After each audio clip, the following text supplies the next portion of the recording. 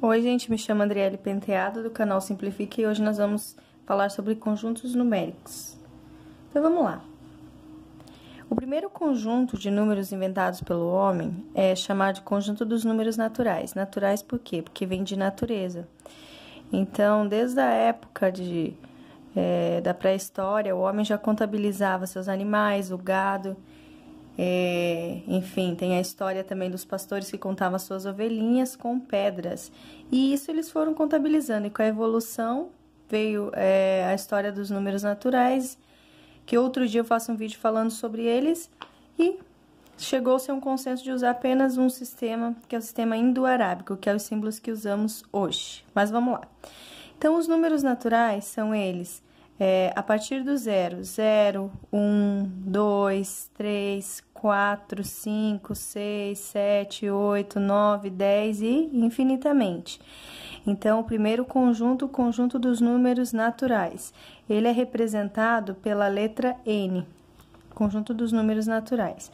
Em seguida, após a comercialização, a troca de mercadorias, que era conhecida como escambo, então houve a necessidade de representar esses mesmos números, porém de uma forma negativa.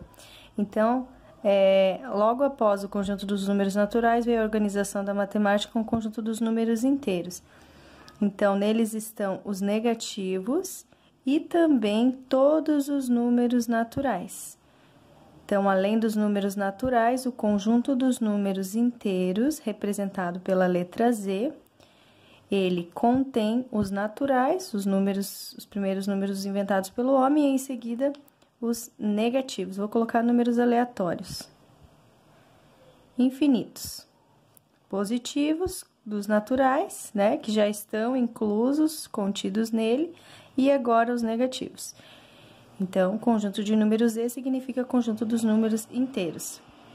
O conjunto dos números racionais, representado pela letra Q, ele surge após a evolução da geometria. Então, quando tem necessidade de trabalharmos com frações e números decimais. Então, o conjunto dos números racionais estão inclusos as frações, dízimas periódicas, decimais exatos,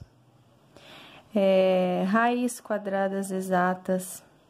Então, todos esses números estão dentro do conjunto dos racionais. Além, é claro, de todos esses conjuntos que já tinham sido criados, os inteiros e os naturais. Então, cada vez que surge um novo conjunto em matemática, ele contém os outros conjuntinhos menores. Então, vamos lá? N, conjunto dos números naturais, 0, 1, 2, 3, infinitos. Números inteiros são todos os naturais e também os naturais opostos ou simétricos, ou seja, negativos, né? Todos eles dentro e mais os negativos. No conjunto dos inteiros, as frações, dízimas periódicas, decimais, dízimas periódicas, que são aqueles números infinitos, e também raiz quadrada exata.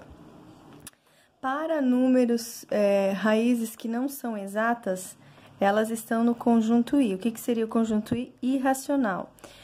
Por exemplo, uma raiz quadrada de 3, ela não dá um número exato. Então, a raiz quadrada de 3 está no conjunto dos irracionais. Muitas vezes esse conjunto, alguns livros apresentam ele dentro dos racionais, em um pequeno conjuntinho, ou fora também, tá?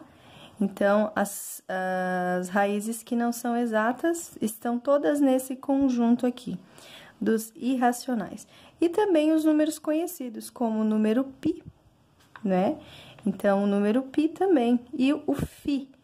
O φ, que é uma letra grega, né, do alfabeto.